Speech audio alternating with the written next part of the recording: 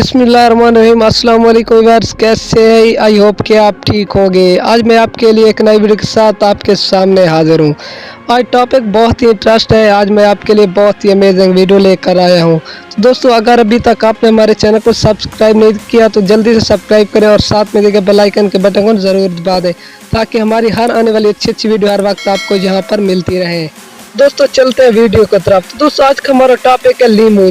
दोस्तों, लीमू जैसे देखने में खूबसूरत लगता है, इसी तरह इसका काम भी अच्छा और खूबसूरत है। लीमू को 4 हिस्सों में काट कर इस पर नमक चढ़ा कर इसे किचन में रख देंगे तो ऐसा फायदा मिलेगा कि आप खुद भी हैरान रह जाओगे।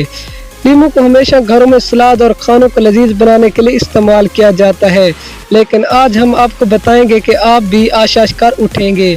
लीमू को बैक्टीरिया और जरासीमों को मारने के लिए इस्तेमाल किया जाता है। अगर आप लीमू को 4 हिस्सों में काट कर इस पर नमक चढ़ाकर इसे घर में रख देंगे तो आपको मुतअद्दिद ज़ैल फ़वाइद मिलेंगे।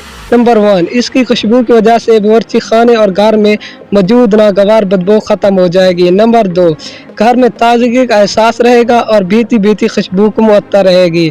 नंबर 3, घर में लीमू की वजह से जरासीम ख़त्म होंगे और आपका घर बैक्टीरिया से पाक हो जाएगा।